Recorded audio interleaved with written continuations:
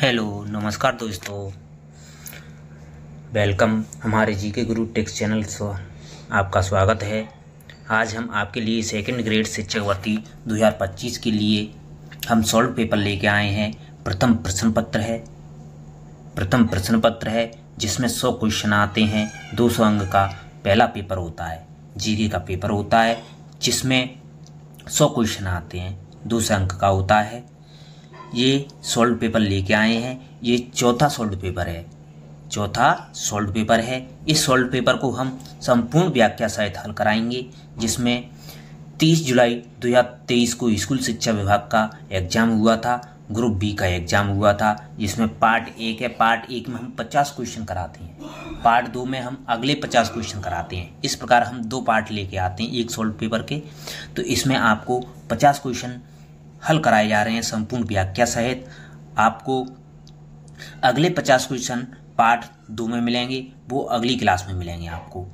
पहली क्लास में हम पार्ट 1 में 50 क्वेश्चन, पार्ट 2 में अगले 50 क्वेश्चन। इस प्रकार 2 पार्ट में हम सॉल्व पेपर हल करा रहे हैं। 33 सॉल्व पेपर हुए हैं। 33 सॉल्व पेपरों में से आज चौथा सॉल्व पेपर है, प्रथम प्रश्न पत्र है, जिससे आपको अपनी तैयारी को बेहतर से बेहतर बनाने के लिए आप अपना प्रिपरेशन अच्छे से अच्छे कर रहे होंगे, और आप अपनी प्रिपरेशन को जांचने के लिए हमारे जीके गुरु टेक्स्ट चैनल के साथ जुड़े रहें, जिसमें आपको सॉल्व पेपर हल कराए जा रहे हैं, जिससे आपको पता चलेगा कि क्वेश्चनों की कैसी प्रकृति आ रही है, किस टॉपिक से कैसे क्वेश्चन बन रहे हैं, कौन सा टॉपिक कैसे क्वेश्चन निकल कर आ रहे हैं, कौन से टॉपिक से। तो आपको उसी के अनुसार ही आपको अपनी प्रिपरेशन करनी है। जो भाई हमारे जीके गुरु टेक्स्ट चैनल के साथ नए जुड़े हैं, उनसे प्लीज़ रिक्वेस्ट है चैनल को सब्सक्राइब करें और वीडियो को अधिक से अधिक शेयर भी करें। प्लीज़ वीडियो को एंड तक देखें, जिसमें आपको संपूर्ण डिटेल व्याख्या सहित हल कराए जा रहे हैं क्वेश्चन। और वीडियो को लाइक ज़रूर करें। जो भी आपके भाई बहनें मित्र हैं, जो भी कंपटीशन एग्जाम की तैयारी कर रहे हैं, उनके लिए वीडियो को अधिक से अधिक शेयर भी करें, जिससे क्या है उनकी भी प्रिपरेशन अच्छी हो सके और अपनी तैयारी को जारी रखें।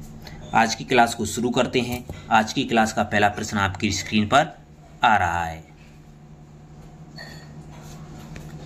जिसमें द्वितीय श्रेणी शिक्षक भर्ती परीक्षा 2023 का एग्जाम हुआ था।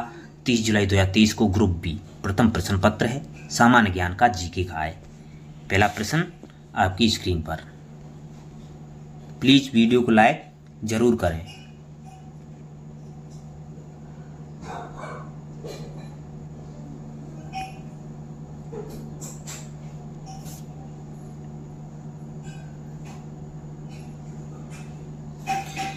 पहला प्रश्न दे रखा है आपका, तिलवाड़ा का मेला निम्नलिखित किस लोक देवता की स्मृति में भरता है। जो तिलवाड़ा का मेला लगता है वो कुछ लोक देवता की स्मृति में भरता है, लगता है। संत माम जी, संत मन्नीलाल जी, देवनारायण जी, वीर पत्ता जी। तो तिलवाड़ा बालोतरा बाड़मेर में है। बालोतरा जिला नया है, जिसमें बाड़मेर में है। जो मल्लीनाथ का पशु मेला लगता है, तिलवाड़ा में मल्लीनाथ का पशु मेला लगता है। तो ऑप्शन बी 2 आपका सही जवाब हो जाएगा। बालोतरा के तिलवाड़ा का मल्लीनाथ पशु मेला वीर योद्धा रावल मन्नीनाथ की स्मृति में आयोजित किया जाता है। इस मेले का संचालन पशुपालन विभाग ने संभाला है। यह मेला प्रतिवर्ष चैत्र बदी 11 से चैत्र सुदी 11 तक बालोतरा जिले के पंचपदरा तहसील के तिलवाड़ा गांव में लूनी नदी के किनारे लगता है। ये लूनी नदी के किनारे लगता है तिलवाड़ा गांव में। तो इसका जवाब हो जाएगा ऑप्शन 2 आपका सही जवाब हो जाएगा। अगला सवाल है आपका,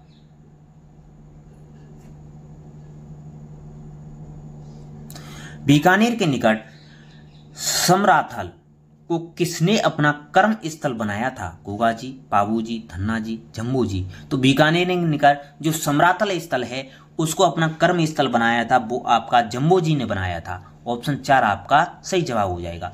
बीकानेर के निकट समरा स्थल का जम्बू जी ने अपना कर्म स्थल बनाया था, जहां 1485 ईस्वी में समराथल धौरा बीकानेर के 29 नियम चलाए थे।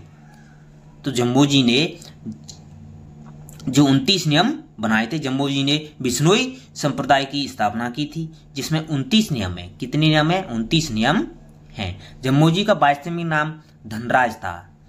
जम्बोजी के उपदेश 120 वाणियां हैं, जिनमें जम्बवाणी या जमसाकर कहा जाता है। अगला सवाल है आपका, निम्नलिखित में से कौन सा मंदिर या मंदिर स्थापत्य कला की मारू गुर्जर शैली का है? समधीश्वर मंदिर चित्तौड़गढ़ के दुर्ग में स्थित, किराड़ू का सोमेश्वर मंदिर, आहुआ का कामेश्वर मंदिर, नागदा के सास बहू के मंदिर। तो इसमें जो मंदिर है वो मंदिर स्थापत्य कला की मारू गुर्जर शैली में निर्मित है, वो आपका समधीश्वर मंदिर चित्तौड़गढ़। ऑप्शन 1 आपका सही जवाब हो जाएगा।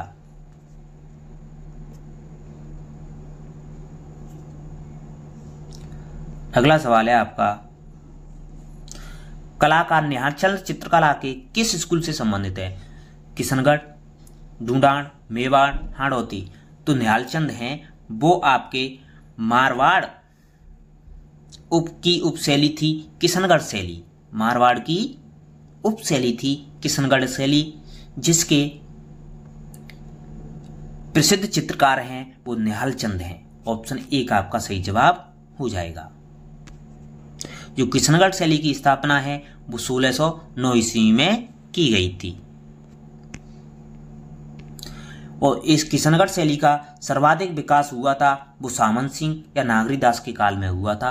नागरीदास ने अपनी प्रेमिका बनी ठंडी रसिक प्रिया के प्रेम से प्रेरित होकर चित्रकार मोरध्वज निहालचंद से अनेक चित्र भी बनवाए थे। अगला सवाल है आपका, राजस्थान में त्योहारों की शुरुआत श्रावणी तीज से होती है, अंत गणगौर से होता है। अंत कहाँ होता है? गणगौर से होता है। तो ऑप्शन 4 आपका सही जवाब हो जाएगा। कहते हुए कहावत ही है, तीज त्योहारा बावड़ी ले डूबी गणगौर। तीज त्योहारा बावड़ी ले डूबी गणगौर, ऐसी भी कहते हैं, ये कहावत भी है दोस्तों। तो अंत होता है त्योहारों का वो गणगौर के दिन हो जाता है।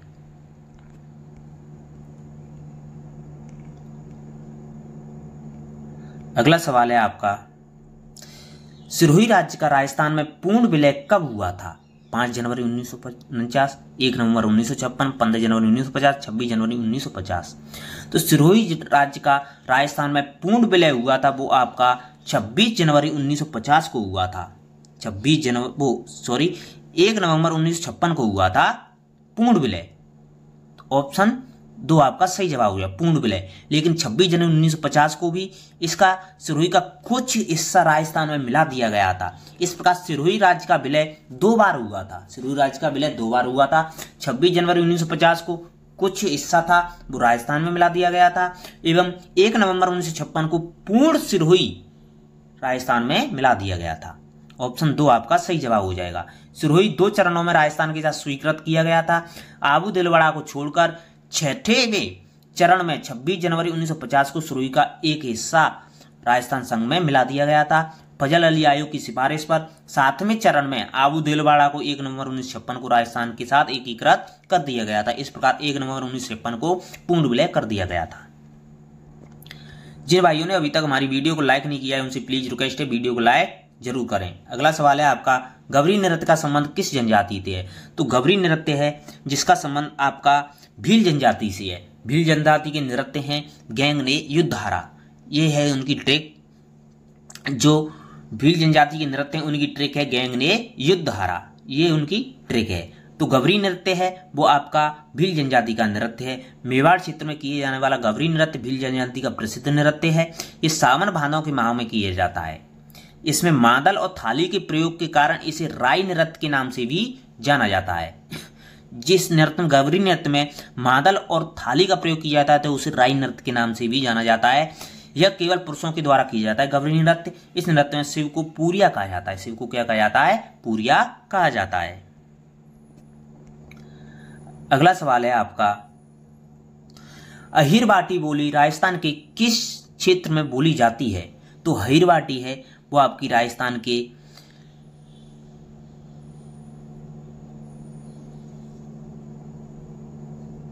मेवात क्षेत्र में बोली जाती है। ऑप्शन 4 आपका सही जवाब हो जाएगा। अहिरवाटी बोली है वो मेवात क्षेत्र में बोली जाती है। ऑप्शन 4 आपका सही जवाब हो जाएगा।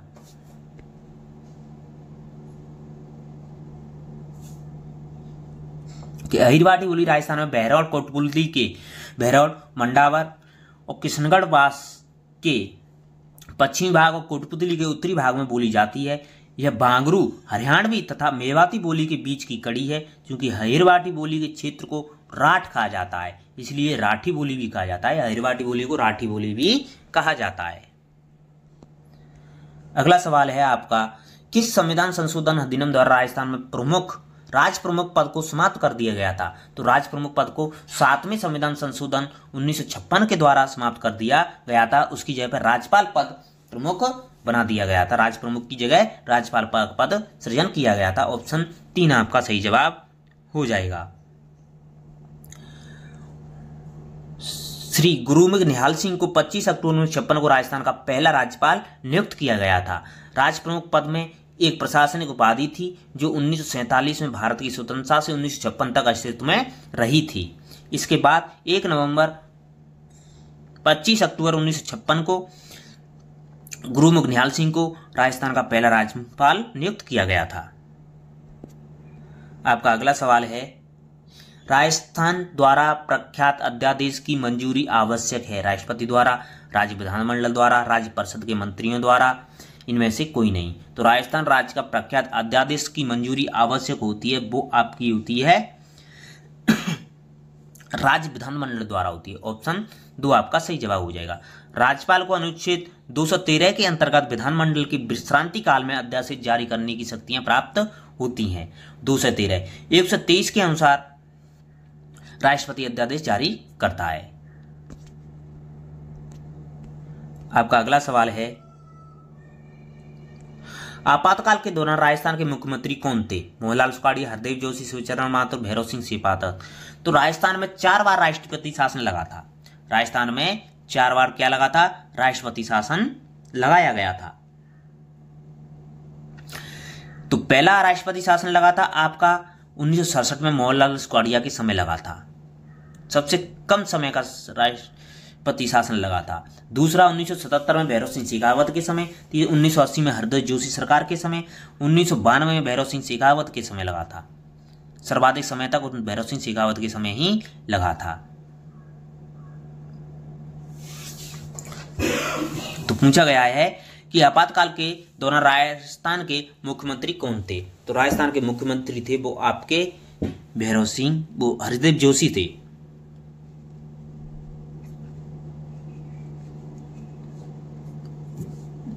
ऑप्शन 2 आपका सही जवाब है।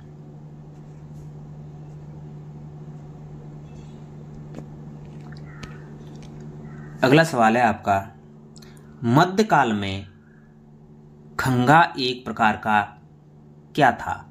जूता, आभूषण, वस्त्र, सिर पर एक पहनावा, पगड़ी। तो जो मध्यकाल में खंगा था वो एक प्रकार का सिर पर पहना जाने वाली पगड़ी थी। सिर पर पहनी जाने वाली एक प्रकार की पगड़ी थी। तो ऑप्शन 4 आपका सही जवाब हो जाएगा। जिन भाइयों ने अभी तक हमारी वीडियो को लाइक नहीं किया है उनसे प्लीज रिक्वेस्ट है वीडियो को लाइक जरूर करें।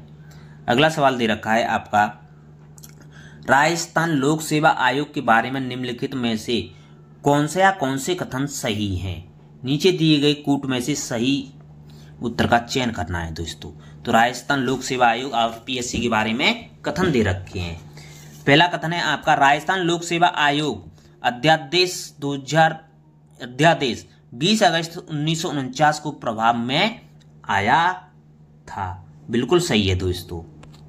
राजस्थान लोक सेवा आयोग की स्थापना 22 दिसंबर 1949 को की थी, ये भी सही है। जयपुर, जोधपुर और बीकानेर में लोक सेवा आयोग 16 अगस्त 1949 को समाप्त कर दिए गए थे, ये भी सही है। तो तीनों ही कथन सही हैं, तीनों ही कथन सही हैं। तो इसमें आपका सही जवाब हो जाएगा, आपका तीनों ही कथन है। ऑप्शन 4 आपका सही जवाब हो जाएगा। ऑप्शन 4 आपका सही जवाब हो जाएगा। RPSC का मुख्यालय 1956 ईस्वी में सत्यनारायण सिप्ती की सिफारिश पर जयपुर से अजमेर स्थानांतरण कर दिया गया था। आरपीएससी के प्रथम अध्यक्ष एस.के. घोष थे। वर्तमान में 8 सदस्य सीमा है। वर्तमान में अब आरपीएससी के कितने हैं? 10 हैं, 10 कर दिए गए हैं।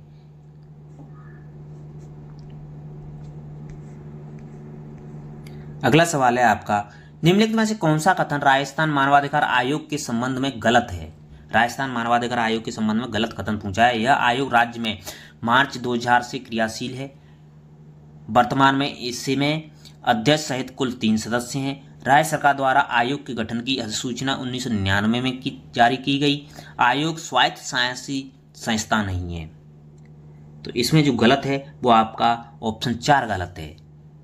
आयोग है जो मानवाधिकार आयोग एक स्वायत्त संस्था है, इसमें नहीं दे रखा है, तो यही ऑप्शन गलत पूछा है, तो गलत ऑप्शन 4 आपका हो जाएगा।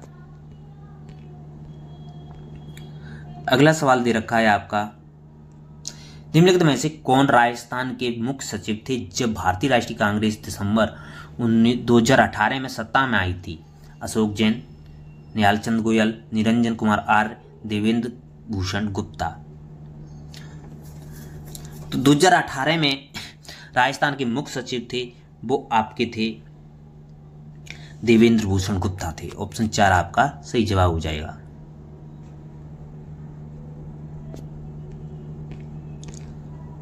अगला सवाल है आपका,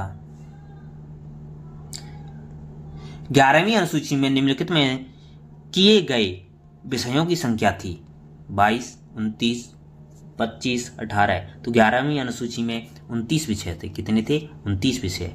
और 12वीं अनुसूची में 18 विषय थे। कितने थे? 18 थे 12वीं में, 29 विषय 11वीं अनुसूची में थे। ऑप्शन 2 आपका सही जवाब हो जाएगा। भारतीय संविधान 11वीं अनुसूची को 1992 में 73वें संविधान संशोधन अधिनियम द्वारा जोड़ा गया था। भारतीय संविधान की 11वीं अनुसूची में 29 विषय हैं, जिसमें पंचायत की शक्तियां, ग्रामीण विकास, गरीबी उन्मूलन, बाजार, सड़क, पेयजल आदि जैसे विषय शामिल किए गए हैं।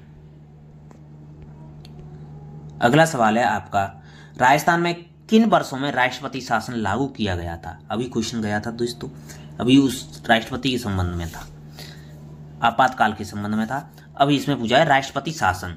तो 1967, 77, 80, 92। 67, 77, 80, 92। ऑप्शन 1 ही आपका सही जवाब है।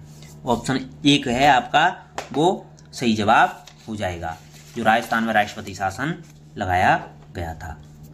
तो राजस्थान में राष्ट्रपति शासन लगा था वो आपका मोहनलाल सुखाड़िया, उसके बाद हरदेव जोशी, भैरव सिंह शेखावत, फिर भैरव सिंह शेखावत, ऐसे लगा था आपका। अगला सवाल है आपका, राजस्थान विधानसभा के लिए पहले आम चुनाव में कांग्रेस के बाद जिन राजनीतिक दलों को सर्वाधिक स्थान प्राप्त हुए थे वो था भारतीय जनसंघ, हिंदू महासभा, भारतीय जनता पार्टी, रामराज परिषद। तो इसका आपका सही जवाब हो जाएगा रामराज परिषद। ऑप्शन 4 आपका सही जवाब हो जाएगा। राजस्थान विधानसभा के लिए पहले आम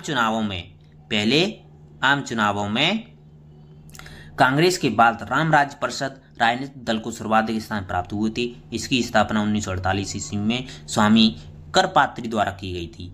एक भारतीय हिंदू राष्ट्रवादी राजनीतिक पार्टी थी। 1971 में इसका विलय भारतीय जनसंघ में कर दिया गया था। जिन भाइयों ने अभी तक हमारी वीडियो को लाइक नहीं किया है उनसे प्लीज रिक्वेस्ट है कि वीडियो को लाइक जरूर करें। हाल ही में किस राज्यसभा सदस्य को राजस्थान की राज्य स्तरीय जन आयोग निराकरण समिति का सदस्य मनोनीत किया गया? उस समय ये 2023 में करंट के परिपेक्ष में था। तो उस समय सदस्य थे वो आपके मनोनीत किए गए थे पुखराज पारासर,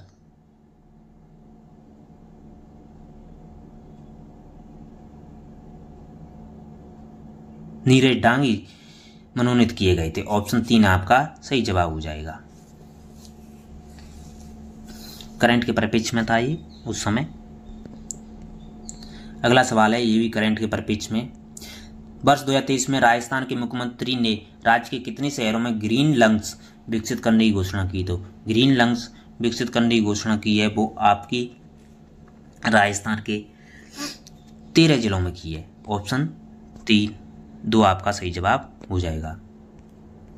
अगला सवाल है आपका, पंचायती राज विभाग के अनुसार राजस्थान के प्रत्येक जिले में औसतन कितनी ग्राम पंचायतें हैं?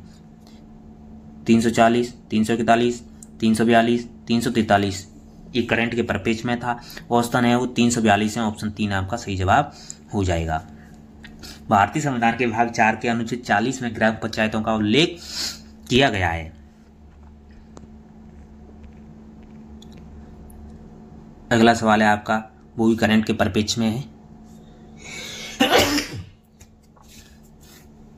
मुख्यमंत्री कामधेनु पशु बीमा योजना 2023 के बारे में निम्नलिखित में से कौन सा कथन सही नहीं है? इस योजना से 20 लाख से अधिक पशुपालकों को लाभ होने की अपेक्षा है। राज्य के वर्ष 2023-24 के लिए बजट में इस योजना में व्यय करने के लिए 750 करोड़ रुपए का प्रावधान रखा गया है। इस योजना के तहत प्रत्येक पशु को बीमा की सीमा अधिकतम 40,000 रखी गई है। एक पशुपालक जिसकी वार्षिक आय 8 लाख से अधिक है, उसे इस योजना के तहत प्रत्येक पशु के लिए अधिकतम 500 रुपये प्रति वर्ष प्रीमियम देना होगा।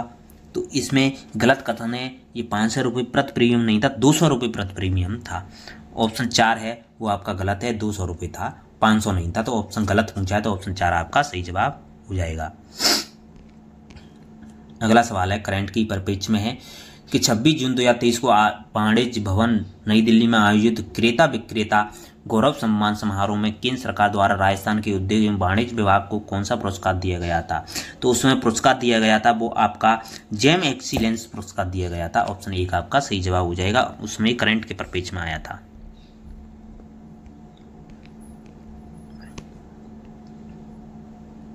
अगला सवाल है आपका, मुख्यमंत्री चिरंजीवी स्वास्थ्य बीमा योजना के संबंध में कौन सा कथन गलत है?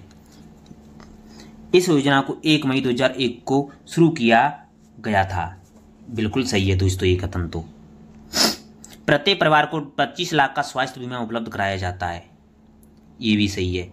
1 मई 2022 से पहले स्वास्थ्य बीमा राशि 5 लाख रुपए थी, ये भी सही है। इस योजना में पात्र परिवारों को 1998 पैकेज उपलब्ध कराए गए हैं, नहीं ये गलत है। इसमें 1998 पैकेज नहीं है। ऑप्शन 4 इसमें गलत पूछा है, तो ऑप्शन 4 आपका सही जवाब हो जाएगा। अगला सवाल है आपका, उड़ीसा में आयोजित हुई 13वीं हॉकी इंडिया जूनियर महिला हॉकी प्रतियोगिता में भाग लेने वाली राजस्थान महिला हॉकी टीम की कप्तान कौन थी? हितेश कंवर, खुशी नागदा, खुशी सेन, खुशबू। तो उस समय हॉकी टीम की कप्तान थी वो आपकी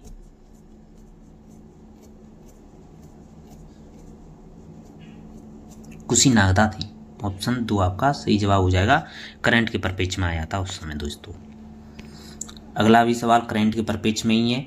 जून 2023 में जर्मनी में आयोजित iron man world championship Rajasthan की किस महिला खिलाड़ी ने 13 घंटे 47 मिनट में 3.8 किलोमीटर तैरकर 180.2 किलोमीटर साइकिल चलाकर और 42.2 किलोमीटर दौड़कर अपने उत्कृष्ट प्रदर्शन के साथ पूरी की थी? वो आपकी थी शिवांगी सारणा। ऑप्शन 2 आपका सही जवाब हुआ। करंट के परिपेक्ष में आया था।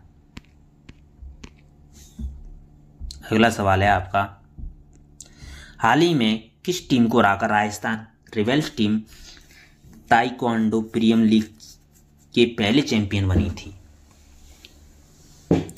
तो आपको दिल्ली वॉरियर्स को हराकर। ऑप्शन 1 आपका सही जवाब हुआ। करंट के परिपेक्ष में आया था ये दोस्तों। अगला सवाल है आपका, 2023 में राजस्थान सरकार द्वारा आयोजित महंगाई राहत कैंप की कौन सी योजना सम्मिलित नहीं थी? ये करंट के परिपेक्ष में आया था। उसमें योजना सम्मिलित नहीं थी वो आपकी मुख्यमंत्री युवा संबल योजना नहीं थी। ऑप्शन 3 आपका सही जवाब था। अगला सवाल है आपका, गलत एवं का चुनाव कीजिए। अब गलत एवं पहचानना है दोस्तों। सीमावर्ती नगा सागर दे रखे हैं, महासागर दे रखे हैं। बेरिंग, बाल्टिक, लाल, ओखोट, प्रशांत महासागर, अटलांटिक महासागर, हिंद महासागर, अटलांटिक महासागर। तो इनको देखना ही कौन सा है जो सुमेलित नहीं है। तो इसमें हो जाएगा बेरिंग है, प्रशांत बिल्कुल सही है, बाल्टिक, अटलांटिक, लाल हिंद महासागर, ओखोटस्क अटलांटिक नहीं है, तो यही गलत हो जाएगा। तो ऑप्शन 4 आपका सही जवाब हो जाएगा। इसमें गलत पूछा है तो ऑप्शन 4 आपका सही जवाब हो जाएगा। ये प्रशांत में है, महासागर में है, अटलांटिक में नहीं है। अगला सवाल है आपका, निम्नलिखित में से किस क्षेत्र में अत्यंत शांत स्थिति रहती है तथा पवन की क्षैतिज गति का अभाव रहता है? तो शांत स्थिति रहती है वो आपकी 10 डिग्री उत्तर से 10 डिग्री दक्षिण के बीच रहती है। ऑप्शन 1 आपका सही जवाब हो जाएगा। भूमध्य रेखा के दोनों ओर 10 डिग्री अक्षांशों तक निम्न वायुदाब की पेटी होती है जहां पवनें शांत होती हैं, इसलिए इसे शांत पेटी या डोलड्रम पेटी कहा जाता है। इसकी स्थिति सूर्य के स्पष्ट गतिविधि के साथ बदलती रहती है। 10 डिग्री उत्तर, 10 डिग्री दक्षिण में। अगला सवाल है आपका, विश्व ओजोन दिवस कब मनाया जाता है? 5 जून, 16 सितंबर, 22 मई, 25 दिसंबर। तो विश्व ओजोन दिवस है वो आपका 16 सितंबर को मनाया जाता है। विश्व ओजोन दिवस 16 सितंबर को। ऑप्शन 2 आपका सही जवाब हो जाएगा। 16 सितंबर को विश्व ओजोन दिवस मनाया जाता है। अगला सवाल है आपका, निम्नलिखित देशों का सही अवरोही क्रम उनकी कुल जनसंख्या के अनुसार। सेकंड ग्रेड में दोस्तों क्वेश्चन जरूर आता है जनसंख्या का, विश्व की जनसंख्या का। यूनाइटेड किंगडम, जापान, बांग्लादेश, मिस्र। तो इनका अवरोही क्रम देखना है तो अवरोही क्रम हो जाएगा इनका आपका पहले बांग्लादेश, फिर जापान, मिस्र, यूनाइटेड किंगडम। तो ऑप्शन 2 आपका सही जवाब बनेगा इसमें। अगला सवाल है आपका, राजस्थान की किस महिला खिलाड़ी ने उत्तराखंड की एंजल पूनिरा के साथ हाल ही में लखनऊ में आयोजित बैडमिंटन की ऑल इंडिया सब जूनियर रैंकिंग टूर्नामेंट के अंडर 15 मिक्स डबल्स का खिताब जीता? ये करंट के परिप्रेक्ष्य में था क्वेश्चन दोस्तों, तो वो जीता था आपका जगदीश काजला। ऑप्शन 2 आपका सही जवाब होगा। अगला सवाल है आपका, निम्नलिखित में से हिमालय की सबसे पश्चिमी चोटी कौन सी है? गौरीशंकर, मकालू, नामचा बरवा, धौलागिरी। तो हिमालय की सबसे पश्चिमी चोटी है वो आपकी है धौलागिरी। ऑप्शन 4 आपका सही जवाब हो जाएगा। संसार की अधिकांश ऊंची पर्वत चोटियां हैं वो हिमालय में ही स्थित हैं। विश्व का सर्वोच्च शिखर माउंट एवरेस्ट हिमालय का ही हिस्सा है। हिमालय के कुछ प्रमुख शिखरों में सबसे महत्वपूर्ण है सागरमाथा, अन्नपूर्णा, लॉसे, मकालू, कामेत, केटू, कंचनजंगा, धौलागिरी, नामचा बरवा, ये प्रमुख हैं। तो सबसे पश्चिम में है वो आपकी धौलागिरी है। अगला है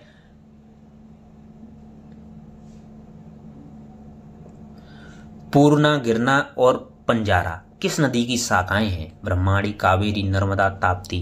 तो पूर्णा, गिरना और पंजारा ये आपकी ताप्ती नदी की शाखाएं। ऑप्शन 4 आपका सही जवाब हो जाएगा।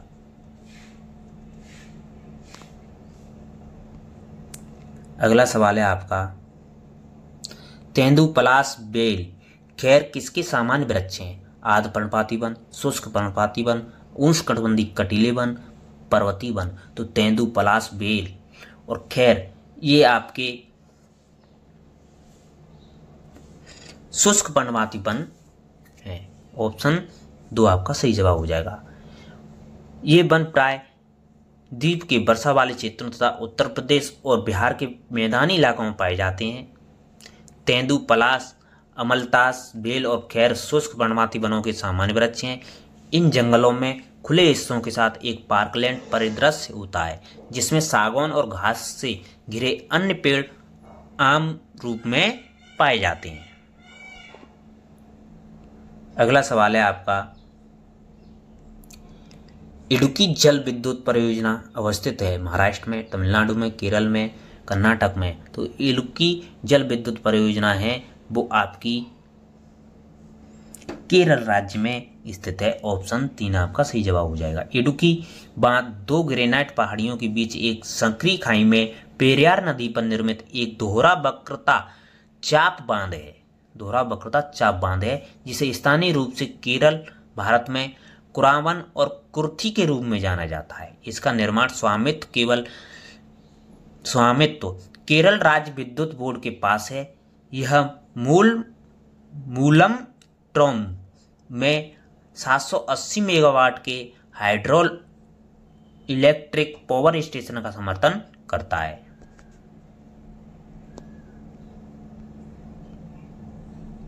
अगला सवाल है आपका, कौन सा सुमेलित नहीं है दोस्तों? प्रमुख परमाणु शक्ति केंद्र दे रखे हैं और राज्य दे रखे हैं। कैगा, नरोरा, काकरापार, कलपक्कम। राज्य दे रखे हैं कर्नाटक, उत्तर प्रदेश, महाराष्ट्र, तमिलनाडु। तो पूछा गया है सुमेलित कौन सा नहीं है? तो कैगा है वो कर्नाटक में है, नरोरा है उत्तर प्रदेश में है, काकरापार है वो आपका गुजरात में है। काकरापार महाराष्ट्र में नहीं है, गुजरात में। तो ऑप्शन 3 आपका बनेगा। ये तो सही है, बाकी के यही गलत है। तो ऑप्शन 3 आपका सही जवाब हो जाएगा, गुजरात में है।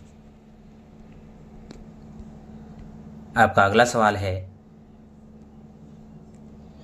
भारत के लिए अप्रैल नवंबर 2022 के दौरान निम्न में से कौन से 3 देश शीर्ष निर्यात गंतव्य रहे थे? ये करंट के परिप्रेक्ष्य में पूछा गया था दोस्तों उस समय थे आपके शीर्ष स्थान पर अमेरिका, यूएई, चीन, बांग्लादेश, नीदरलैंड। तो यूएसए, यूएई और नीदरलैंड। आपका सही जवाब बनेगा ऑप्शन 2।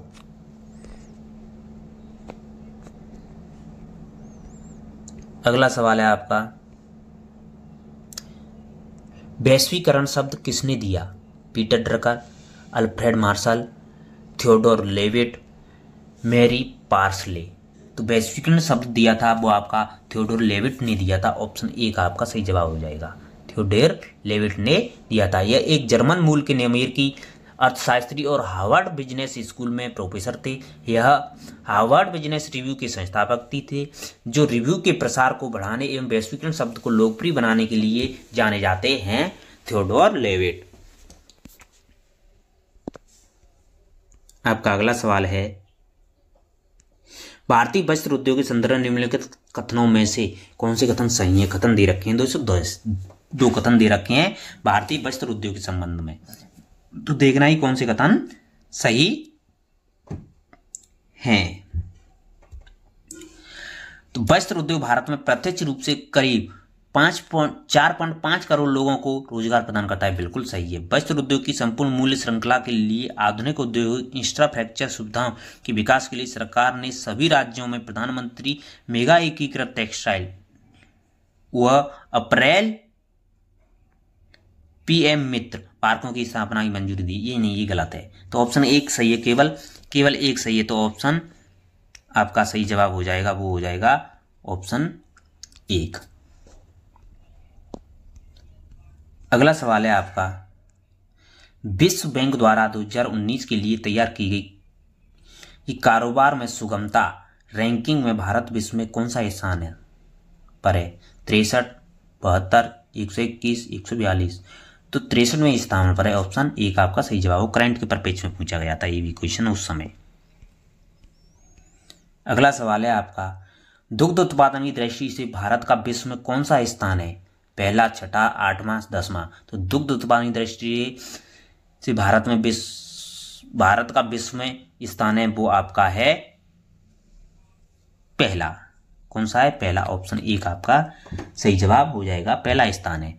भारत दुनिया का सबसे बड़ा दुग्ध उत्पादन देश है, जिसका वैश्विक उत्पादन 22% है। इसके बाद संयुक्त राज्य अमेरिका, पाकिस्तान, ब्राजील और चीन है। पहला स्थान भारत का है। जिन भाइयों ने अभी तक हमारी वीडियो को लाइक नहीं किया उनसे प्लीज रिक्वेस्ट है वीडियो को लाइक जरूर करें। अगला सवाल है आपका, अंकटॉट की 2022 की विश्व बेनिस रिपोर्ट के अनुसार 2021 में विदेशी प्रत्यक्ष विनियोग प्राप्त करने वाले 34 के 20 मेजबान देशों में भारत का स्थान कौन सा है? तो भारत का स्थान था वो आपका 20 देशों में था वो आपका 7वां था। ऑप्शन 3 आपका सही जवाब हो जाएगा। करंट के परिप्रेक्ष्य में पूछा गया था उस समय ये। और 2024 में भारत की रैंक है वो आपकी है 15वीं रैंक थी 2024 में 15वीं रैंक है। अगला सवाल दे रखा है आपका, किस भारत सरकार अधिनियम के तहत भारत में संघ और प्रांतीय स्वायत्त की शुरुआत की गई थी? भारत सरकार अधिनियम 1935, भारत सरकार अधिनियम 1947, भारत सरकार अधिनियम 1861, भारत सरकार अधिनियम 1919। तो भारत सरकार अधिनियम के तहत भारत में संघ एवं प्रांतीय स्वायत्तता की शुरुआत की गई थी, वो आपकी की गई थी भारत सरकार अधिनियम 1935 के तहत की गई थी। ऑप्शन 1 आपका सही जवाब हो जाएगा। भारत सरकार अधिनियम 1935 के तहत की गई थी। भारत सरकार अधिनियम 1935 की विशेषताएं थी, 2 स्तरीय सरकार का प्रावधान केंद्र और प्रांतीय स्तर पर किया गया था, शक्तियों का बंटवारा किया गया था, संघीय न्यायपालिका की स्थापना की गई थी, प्रांतों को स्वायत्तता, पृथक पहचान विधि बनाने का दायित्व एवं उनको लागू करने का अधिकार भी दिया गया था, अखिल भारतीय संघ की स्थापना भी की गई थी। अगला सवाल है आपका, भारतीय संविधान में 11वां मौलिक कर्तव्य किस वर्ष जोड़ा गया था? तो 11वां मौलिक कर्तव्य था वो आपका 2002 में जोड़ा गया था। 86वां संविधान संशोधन 2002 में किया गया था, जिसमें शिक्षा को 11वां मूल कर्तव्य जोड़ा गया था। ऑप्शन 1 आपका सही जवाब हो जाएगा। 51A में 11 मौलिक कर्तव्य पहले 10 थे, जो 42वें संविधान संशोधन 1976 के द्वारा जोड़े गए थे। अब 86वां संविधान संशोधन किया गया था, जिसमें 11वां मौलिक कर्तव्य 2002 में शिक्षा को जोड़ा गया था। अगला सवाल है आपका, उच्चतम न्यायालय ने निःशुल्क शिक्षा के अधिकार को निम्नलिखित में से किस अधिकार का हिस्सा बनाया है? अभिव्यक्ति की स्वतंत्रता का अधिकार, जीवन का अधिकार, सांस्कृतिक और शैक्षणिक अधिकार, शोषण के विरुद्ध अधिकार। तो उच्चतम न्यायालय ने निःशुल्क शिक्षा के अधिकार को बनाया है वो आपका शिक्षा का अधिकार बनाया है। अनुच्छेद 21 के तहत गारंटी जीवन एवं अभिव्यक्ति की स्वतंत्रता लागू करने योग्य अधिकार आता है। तो ऑप्शन 2 आपका सही जवाब बन जाएगा।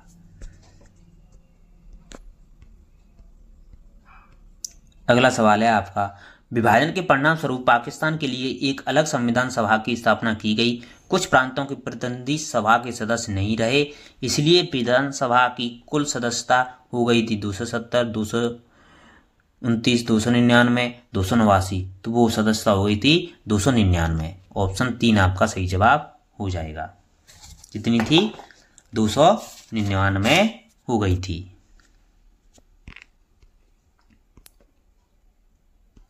अगला सवाल है आपका, भारत सरकार अधिनियम 1919 के तहत भारतीय विधान परिषद में कितने सदस्यों की नियुक्ति की जानी थी? 150, 100, 75, 50। तो भारत सरकार अधिनियम 1919 के तो भारतीय विधान परिषद में सदस्यों की नियुक्ति की जानी थी वो आपकी 75 सदस्यों की नियुक्ति की जानी थी। ऑप्शन 3 आपका सही जवाब हो जाएगा। जिन भाइयों ने अभी तक हमारी वीडियो को लाइक नहीं किया है उनसे प्लीज रिक्वेस्ट है वीडियो को लाइक जरूर करें। अगला सवाल दे रखा है आपका, भारतीय संविधान का कौन सा अनुच्छेद अंतर्राष्ट्रीय शांति और सुरक्षा की अभिवृद्धि करता है? तो अंतर्राष्ट्रीय शांति एवं सुरक्षा की अभिवृद्धि करता है वो अनुच्छेद 51 है। ऑप्शन 3 आपका सही जवाब हो जाएगा। अनुच्छेद 51 है वो अंतर्राष्ट्रीय शांति एवं सुरक्षा को बढ़ावा देता है। यह राष्ट्रों के बीच सम्मानजनक संबंधों के संरक्षण के बारे में बात करता है तथा अंतर्राष्ट्रीय कानूनों और संधि दायित्वों के सम्मान को प्रोत्साहन देना एवं मध्यस्थता द्वारा अंतर्राष्ट्रीय विवादों के निपटान के प्रोत्साहित करता है। थैंक यू दोस्तों, धन्यवाद। आज की क्लास में हम इतनी 50 क्वेश्चन कराए थे। अगले 50 क्वेश्चन आपको अगले पार्ट में मिलेंगे, अगली क्लास में मिलेंगे। आशा करता हूँ आपको वीडियो बहुत ही अच्छी लगी होगी, तो वीडियो को लाइक करें और अधिक से अधिक शेयर भी करें। थैंक यू, धन्यवाद।